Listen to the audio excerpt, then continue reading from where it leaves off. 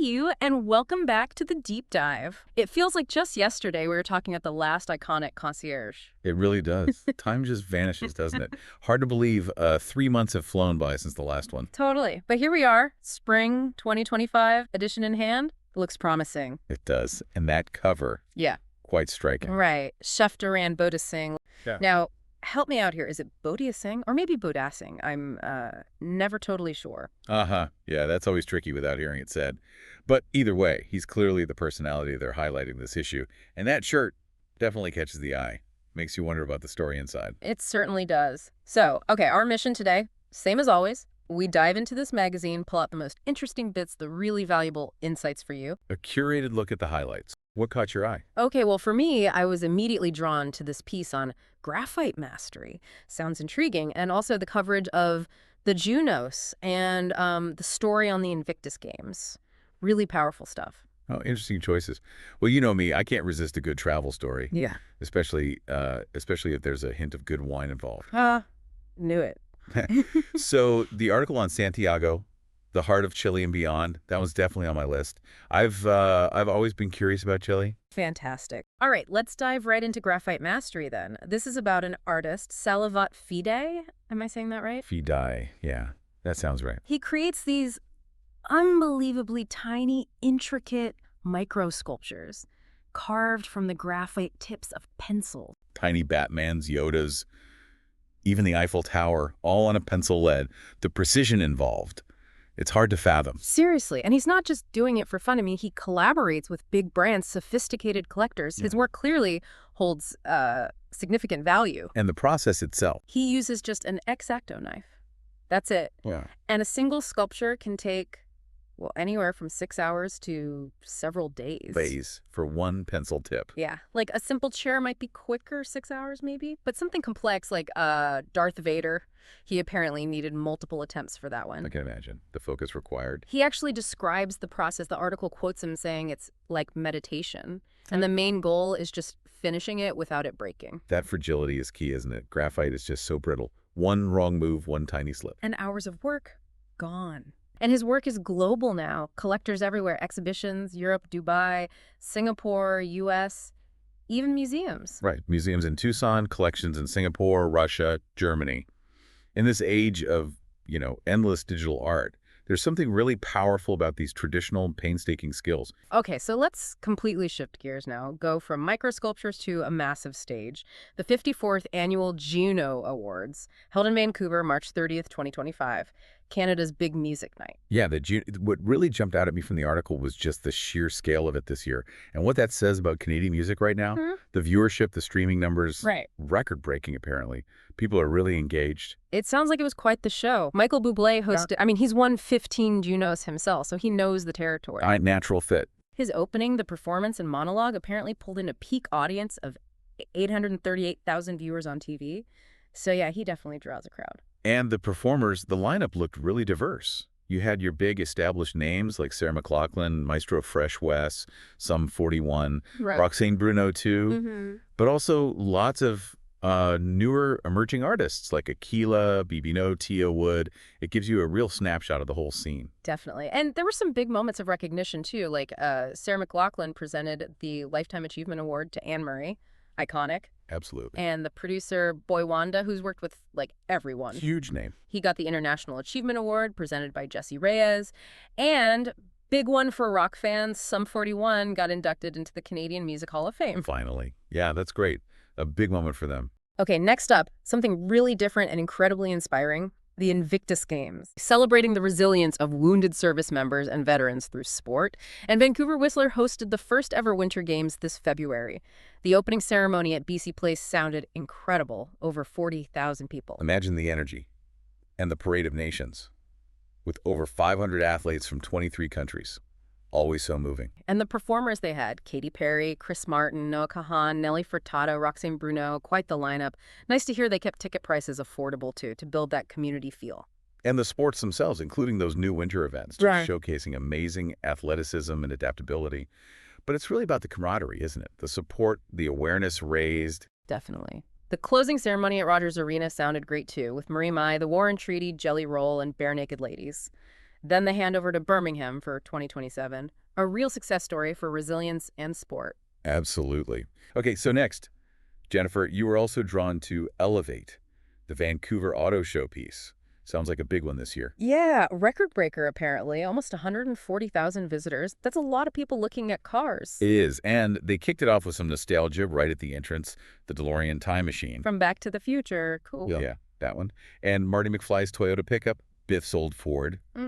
A real trip down memory lane for movie car fans, I bet. Nice touch. And Iconic Concierge themselves had a couple of booths. They did. One had some classics, a Dino 246 GTS, a Ferrari 512 TR, this unique Scorpion project car. But the real showstopper at their other booth was the Canadian debut of the SSC Tuatara Striker. The Tuatara, isn't that supposed to be like the world's fastest production car? That's the claim. Hit 295 miles per hour. Just wild. Whoa. They even had this like $70,000 Bang & Olufsen TV and sound system just for the presentation.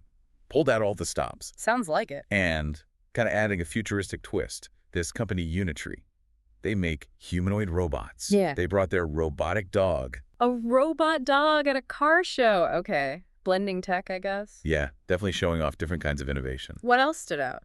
Well, there was a big 20th anniversary tribute to the Bugatti Veyron. SR Auto Group put that on. Had 4 Veyrons there, plus other stuff like a McLaren P1, a Pagani Huayra. Just casual hypercars hanging out. Pretty much. And a local collector, Jordan Melville, showed off an amazing Ferrari lineup. Included the super rare Daytona SP3 and Monza SP2. Wow. Yeah, incredible lineup. McLaren Vancouver was there, Dilawri Group showcasing Lamborghini, Bentley, Aston Martin, and the new electrified G-Wagon, the G580 EQ, got its own special platform. Looked very cool. Horsepower Heaven was back too, right? With the custom builds. Yep, 11 unique machines. And Cadillac made a big EV push, showed the 2026 Mystique, plus a private viewing of the ultra-luxury Celestiq. Lots of debuts overall. Mustang GTD, Corvette ZR1, Lincoln Navigator, the Hyundai Ioniq Q9. Quite a range. For sure. And don't forget the EV and plug-in hybrid test drives. Another record broken there. Over 4,400 people took drives. Shows where the interest is heading. Definitely a major trend. Okay, let's zoom in on some specific cars featured in the magazine. First, the BMW X3. Global bestseller for BMW in that segment, apparently. Yeah, the compact luxury SUV space, very competitive.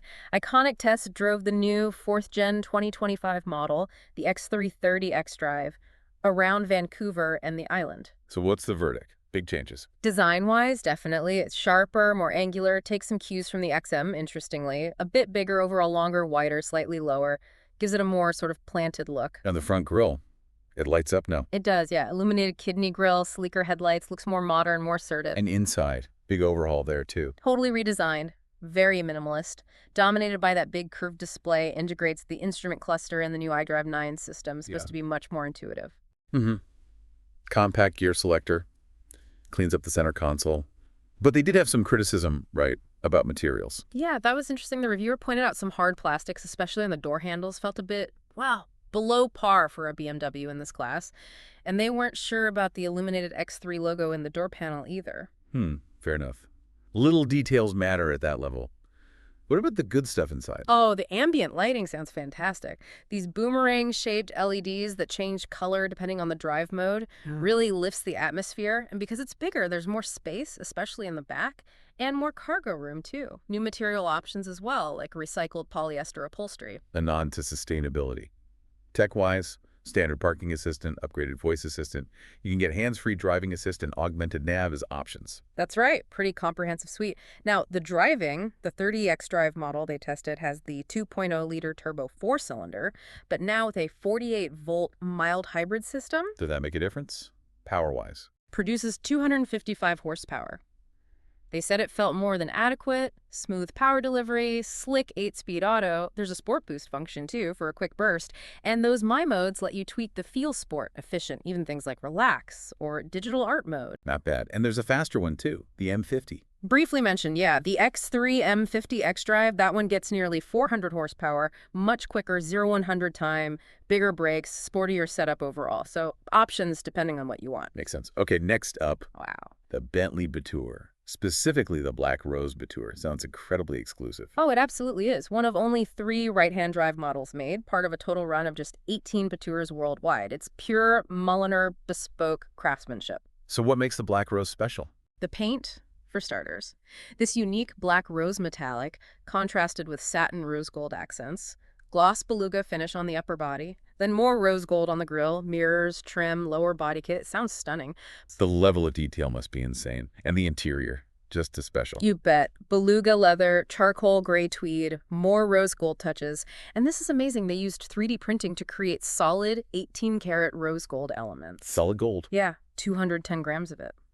For things like the drive mode selector, the organ stop vent controls, even a little marker on the steering wheel. Hallmarked, naturally. Incredible. Is that sustainable, though, using gold like that? Well, Bentley makes a point of saying the rose gold is actually made from 100% recycled jewelry materials, so it's sustainable luxury. Okay, one more car feature, the Aston Martin Vanquish Volante, pitched as their fastest, most powerful convertible ever. That's the headline, and the numbers back it up. It's got Aston's 5.2-liter V12, but tuned up to 835 horsepower, 1,000 newton meters of torque, top speed, 214 miles per hour. Wow. For a convertible. Exactly. The idea is all the thrills of open-top driving, but without compromising the performance you'd expect from the coupe version. How do they manage the roof? Is it quick? Very. It's a lightweight K-fold fabric roof. Opens or closes in just 14 seconds, and you can do it at speeds up to 31 miles per hour. Pretty practical. And the looks. Still got that aggressive Aston Martin style. Oh, yeah. Sharp lines, muscular stance, F1-inspired louvres on the wings, those distinctive matrix LED headlights. Inside, it's bespoke luxury, as you'd expect. High-res 10.25-inch touchscreen, optional Bowers & Wilkins 15-speaker sound system. And customizable through their Q service, I assume. Of course.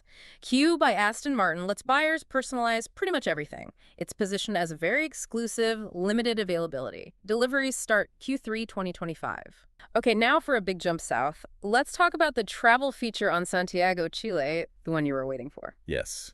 My travel and wine fix. This looked really captivating. Yeah, I like how they framed it, thinking about Chile as the other side of the Andes, especially if you know Argentina. Mentioning that past trip to Buenos Aires and Mendoza really sets up that contrast. It makes you curious, doesn't it? What is over there? And they paint this picture of Chile's geography super long and narrow, deserts, mountains, forests, incredible diversity. Right. Highest point, Ojos del Salado, the Pacific coast, the Andes, the coastal range, then the Atacama Desert, Patagonian fjords. It's a lot packed into one country. And some useful facts. Population over 19.5 million, lots in Santiago. Big industries like mining, agriculture, wine, tourism, and importantly, it ranks as a safe place for tourists. Good to know. So, diving into Santiago itself, where does it suggest starting? It recommends starting high up, San Cristobal Hill, for the panoramic views of the city with the Andes as this incredible backdrop. Okay, nice. How do you get up there? Loads of ways, apparently. Hike, bike, take a gondola or an old funicular railway. And up top, there's stuff to see, like a big Virgin Mary statue, a chapel, gardens, the National Zoo, even a Japanese garden. Sounds like a destination in itself. Yeah, and for an even higher view, there's the Gran Torre Santiago, you know, the big skyscraper. Okay, tallest in South America, I think. That sounds right. Then, at the bottom of San Cristobal Hill, there's the Bella Vista neighborhood. Described as bohemian, lots of street art, cafes, nightlife. Sounds vibrant. My kind of place. Then there's the Historic Center. Sounds like a must-do. The Central Fish Market, Mercado Central, apparently amazing seafood. Then Paseo Puente, the main square Plaza de Armas with the big cathedral and post office. La Moneda Palace, the presidential palace. Lots of history there. It also points out a neighborhood called La Staria, charming artsy boutique shops, cafes, and then contrasts that with modern Santiago, like the business districts, Las Cuendes, Vitacura, upscale restaurants, luxury shopping. It's got a bit of everything, old and new. Seems like it. And of course, it highlights Santiago as a culinary destination. Traditional Chilean food, seafood, empanadas, pastel de choclo, which is like a corn pie, blended with modern cooking, and naturally, the Chilean wines. Can't forget those. Now, the day trips sound epic. Okay, tell me about those. First one, up into the Andes. Involves driving the Caracoles Pass, which apparently has 29 switchbacks. Whoa, that sounds intense. Thrilling, the article says. Leads up to Laguna del Inca, the stunning lake at the Portillo ski resort.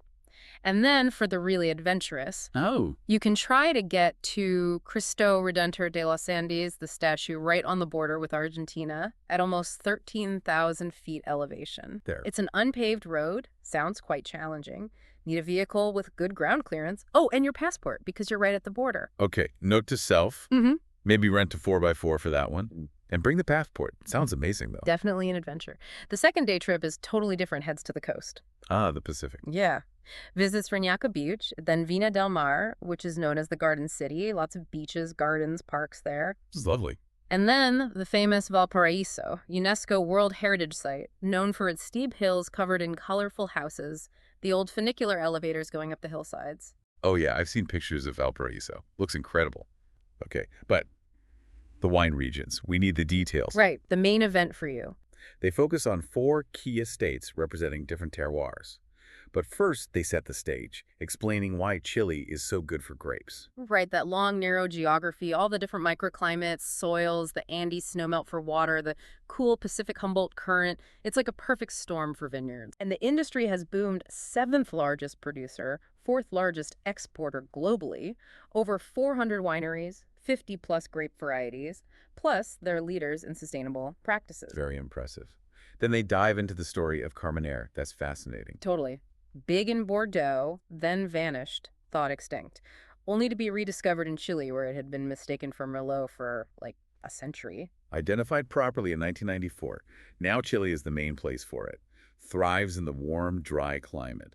Deep crimson color, red fruit flavors, those subtle green notes, develops chocolate and spice with oak. They even have a Carmenere Day, November 24th. Who knew? Okay, well, Chile has definitely climbed up my travel list after hearing all that. Mine too, actually. Sounds like an amazing trip. So yeah, wow. Well, there you have it. Just a quick look, a deep dive into just a few of the stories from this magazine.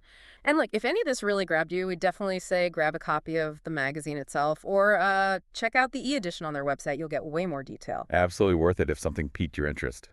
Well, thanks everyone for joining us on this deep dive through the latest Iconic Concierge. Yeah, thanks for listening. We'll catch you next time.